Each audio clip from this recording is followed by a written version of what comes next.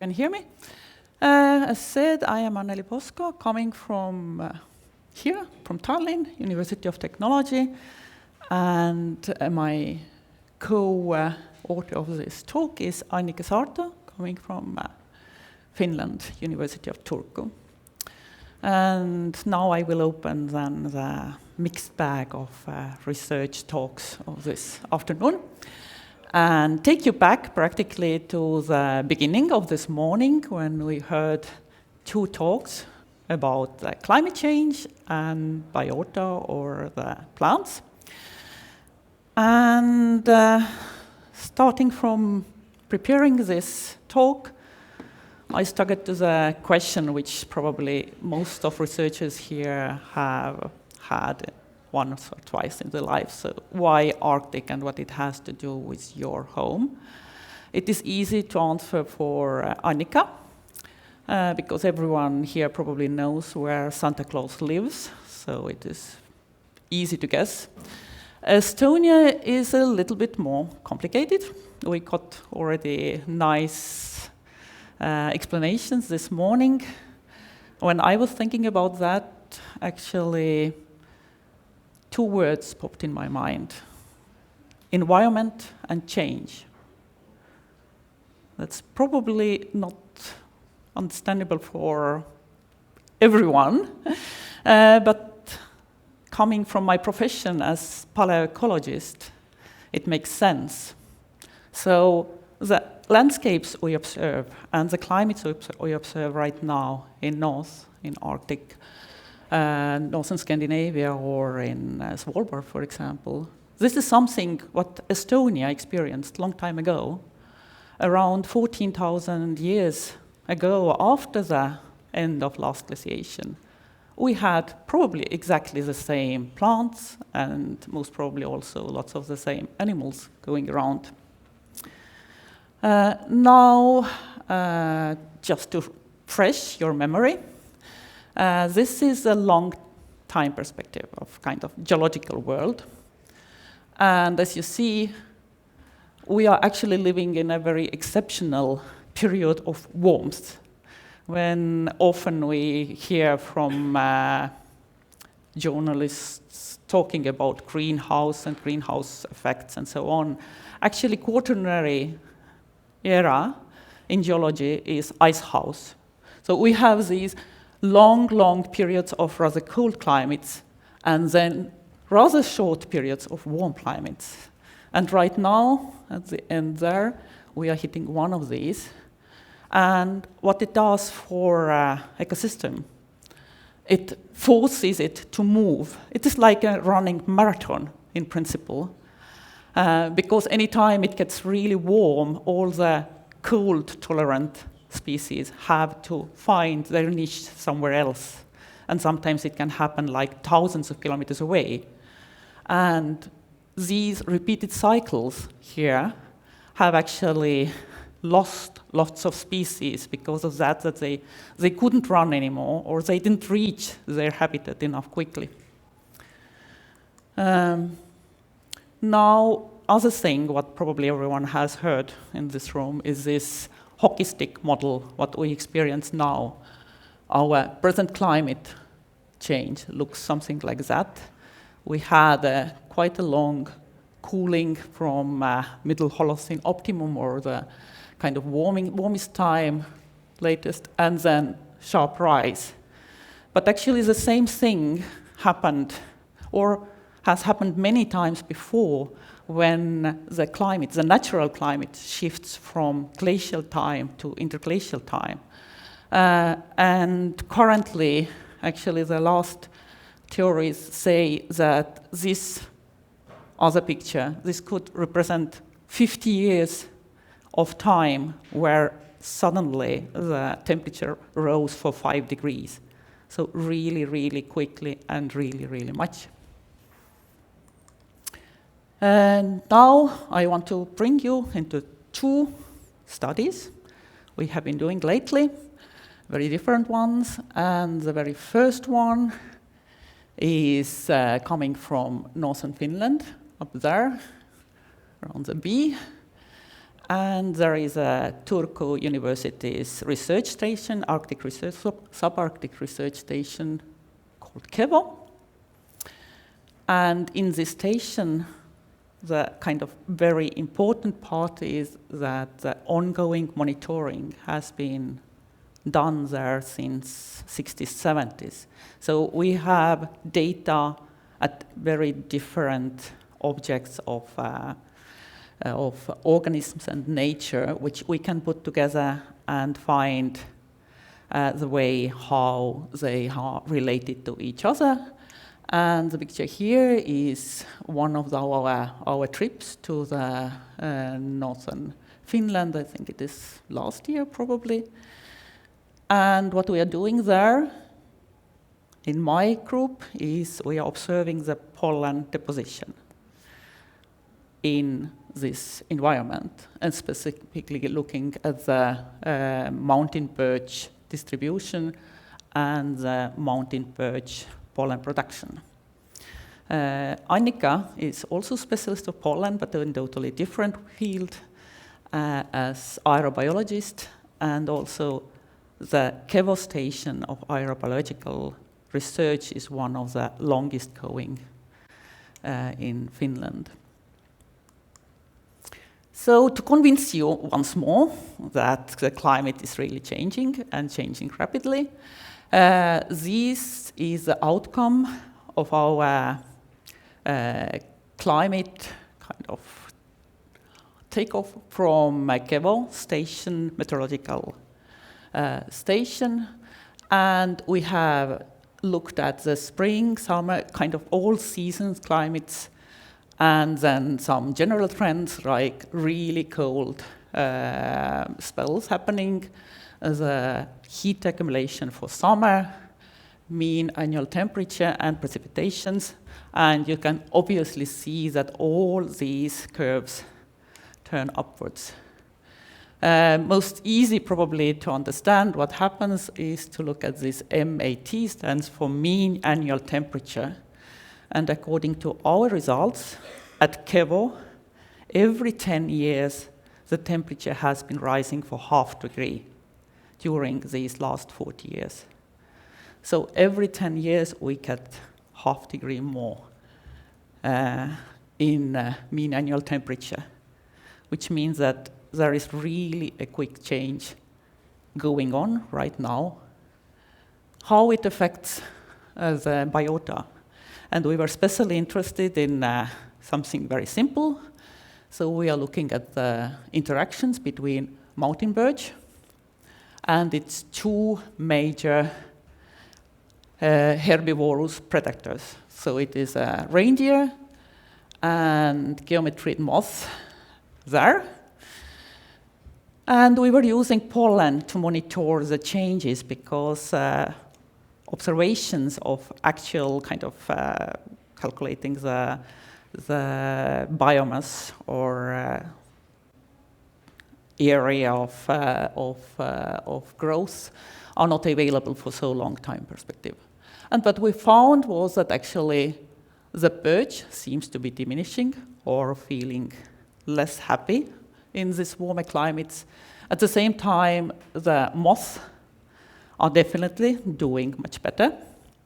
The curve for reindeer is falling, but this is not because reindeers are somehow affected by climate change. It is rather that Finnish government is concerned on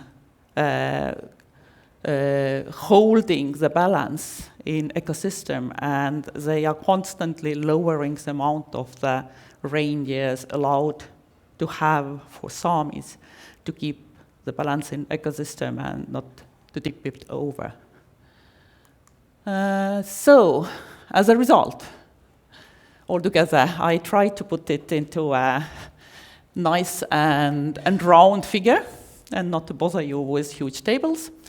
So these are the interconnections we found between all these elements. And you see 3 lines connecting all these different players. The outermost is direct impact. So if we had warm weather this year than if it affected, for example, the population of moth directly. The second line in middle, this is a last year impact. So if we had warm weather last year, this could make a huge difference for this year populations.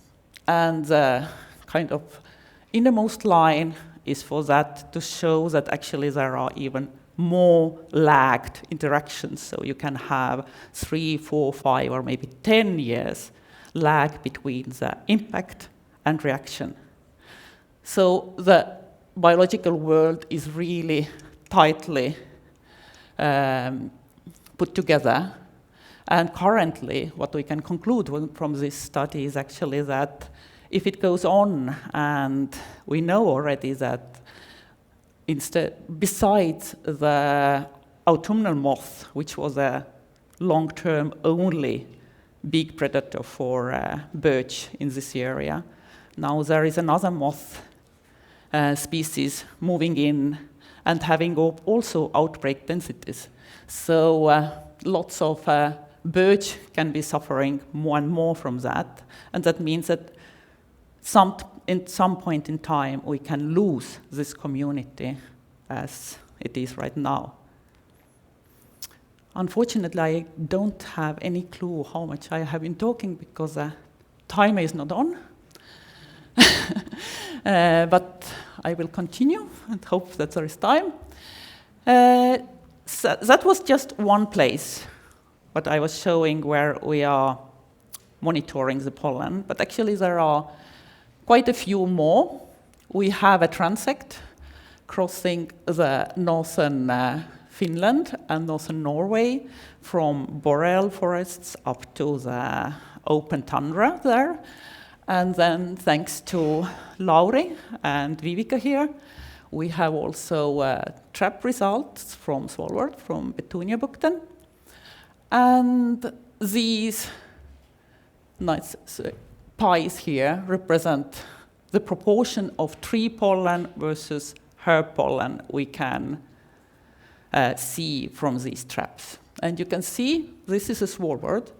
We practically have, of course, herbs, but there is still 5% of trees coming from this long-distance transportation. And you can imagine Svalbard. And the first tree is actually probably Norwegian coast or somewhere in Greenland, if there are any. And coming to the boreal forest, we get opposite picture. We get a huge amount of tree pollen and very little herb pollen. So what do we do with that and how to use it? This is now our very latest scientific project, which is still in progress. But this came from the fact that actually Europe's very last mammoth died in Estonia, in central Estonia, about 11,800 years ago. And the question is, why? You have probably all, at least from childhood, I remember very clearly some of children cartoons showing people running and killing mammoths and how so they ended. So what actually happened and what happened with our mammoths? We tried to put together every single bit of data we have. So this picture here is showing our last mammoths. So something 11,000, 15,000 years ago. And from Lithuania to Estonia, we have about 5 mammoth finds. During last glaciation, it is not like this, that the glacier comes, there is 2 kilometers of ice, and it stays there. Usually, there are more cold periods where ice is moving forward, and there are less cold periods when ice is moving away. This is probable ice edge at that time interval, so something 30, 40,000 years ago. And there is a huge amount of mammoth finds through all these countries. The picture there is a mammoth tooth. Usually you have imagination of these big tusks going on, but actually most of our research is done on these teeth.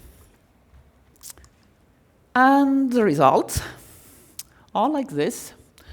This is actually oxygen isotope curve, but it very nicely shows you the warmings and coolings of this 50,000 years. And this period is what I was just talking about, lots of mammoths. The blue ones are Estonian, red ones are Latvian, and green ones are Lithuanian. We don't know why there are so few in Latvia, but so it is. And if you're looking at the pie chart up there, this is a representation of pollen, sorry, of the climate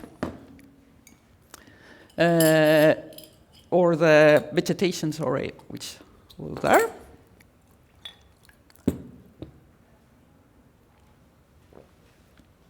And hope it reminds you something. Oops. If you remember, this is exactly how the pie chart from Svalbard tract looked like. So probably no trees in hundreds of kilometers, just open steppe. If we are coming now to other side, to this our very last 5,000 years here, you see that we have few mammoths. They are strictly connected to cold periods. And if you're looking at the pies up there, which again represent pollen-based vegetation, you see that we have in warm period, we have more trees. Then in cold period, we have practically similar situation as down there. And with this very steep warming, we get lots of trees. So our mammoths actually really liked the environments without any trees.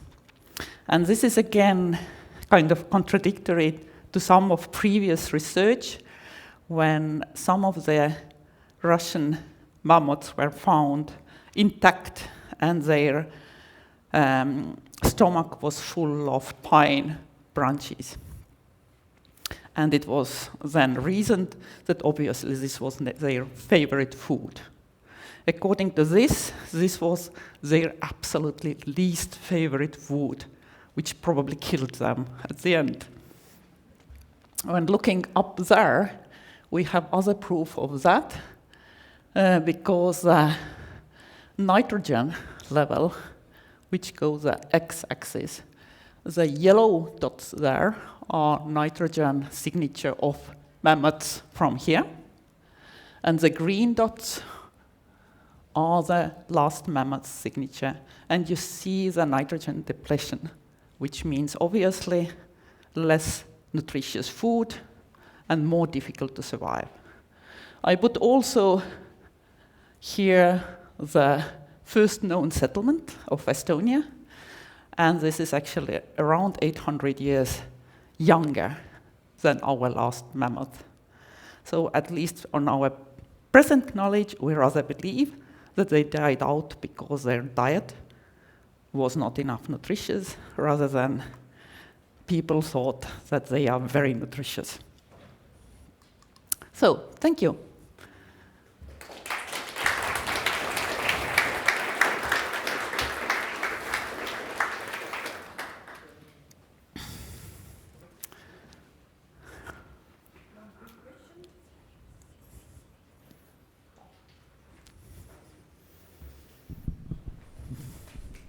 Hi.